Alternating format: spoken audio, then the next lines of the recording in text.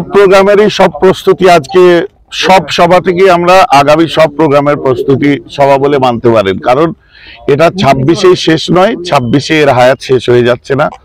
ততদিন পর্যন্ত এই আন্দোলন চলবে, যতদিন পর্যন্ত এই কালা কানুন তারা প্রত্যাহার না করবে। অতএব 26ও বলতে পারেন, 26-এর পরে যেসব পরিকল্পনা থাকবে তার জন্য আপনার জাতি ধর্ম নির্বিশেষে যেভাবে আমরা কাজ করছি আমরা লেগেসি আগিয়ে নিয়ে যাব।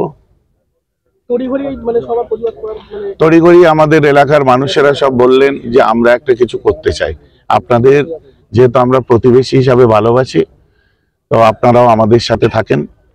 তো ঠিক আছে, আমরা সব পীর সাহেবরা থাকবো, সব পীরজাদারা থাকার চেষ্টা করব। আমরা পীরজাদারা বসে কালকে আমরা পরশুদিন রাত্রে একটা ডিসিশন নেওয়া হলো, কালকে একটা প্রেস বিজ্ঞপ্তি দেওয়া হলো। আমার এলাকার মানুষজনরাও, ফুরফুরাবাসী এবং পার্শ্ববর্তী এলাকার সাথে সাথে আশেপাশের থানা থেকে যেসব মানুষরা এসছে, এটা একটা করা হলো তড়িঘড়ি। আপনারা যখন অকাপ আইনের বিরুদ্ধে বিভিন্ন জায়গায় আন্দোলন করছেন, আপনারা যখন অকাপ নয়া আইনের বিরুদ্ধে বিভিন্ন জায়গায় আন্দোলন করছেন, তখন আমরা দেখছি যে বিশেষ করে উত্তরপ্রদেশে বিভিন্ন ভাবে দেখছি বিভিন্ন মসজিদ, কবরস্থান দখল করা হচ্ছে। অলরেডি এই কাজ শুরু করে দিয়েছে, বিষয়টা নিয়ে কি বলবেন? আমি দেখছিলাম আপনার যে আপনার জজ সাহেবরা এবং বিভিন্ন স্তরের আধিকারিক তারাও তো আজ বুক খুলেছেন। বিভিন্ন কোর্ট থেকেও বলা হচ্ছে যে এই অপদার্থ সরকার উত্তরপ্রদেশে যেটা করছে কমানো বন্ধ করা দরকার। আমরা নয়, তারাই বলছে কিছু নাই, জোরজার মূল্য তার। ঘুটে পড়ে গোবর হাসে ওরে গোবর তোর একদিন আছে, একটা কথা আছে না, কেসটা তো সেরকম হচ্ছে। যে আজকে আপনি যদি মনে করেন যে অকাপ প্রপার্টি, দেবত্বের সম্পত্তি আছে, খ্রিস্টানদের পার্সোনাল প্রপার্টিজ আছে, ধর্মীয় প্রপার্টি, শিখদের পার্সোনাল প্রপার্টি আছে, আজকে কেন রেভারেন্টরা, বিশপরা, আপনার শিখরা, আপনার হিন্দু সম্প্রদায়ের মানুষেরা আজ কেন আগিয়ে আসছে? মধ্যপ্রদেশ দেখুন তো, দলিতদের উপরে যেভাবে অত্যাচার হচ্ছে, ওরা কি মুসলমান নাকি? এটাও তো দেখতে হবে যে আসলে আমি বললাম না, জাতপাতের একটা ধুঁয়ো তুলে দিলে সস্তায় বাজিমাত করা আর সস্তা কিছু আপনার পানীয় পান করিয়ে দিয়ে এন্টারটেনমেন্টের জন্য হই হই করে মাঠে নামিয়ে দিচ্ছে, ব্যাপারটাই হচ্ছে তাই।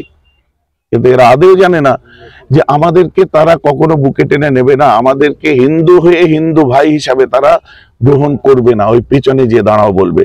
তাই তো বলি, বাংলার যে সমস্ত সংস্কারকরা এসেছিলেন তারা আগে পিছিয়ে উঁচু নিচু জাত পাত সব তুলে দিয়ে ভাই ভাই বুকে বুক মিলিয়ে চলো। কি বিবেকানন্দের কথা বলেন, কি ফুরফুরা পীর সাহেবের কথা বলেন, এই জিনিসটা আমাদের বাংলার একটা বৈচিত্র্য বলতে পারেন।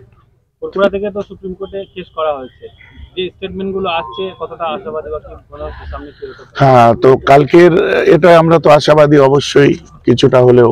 দেখা যাক পরবর্তী শুনানির জন্য সমস্ত পীরজাদাদের পক্ষ থেকে আমরা প্রতিনিধি দল, আমাদের ভাইরা সানাউল্লাহ ভাই, তারপরে আপনার সাউদ ভাই, নাজবুল সাদাত ভাই, তিনজনে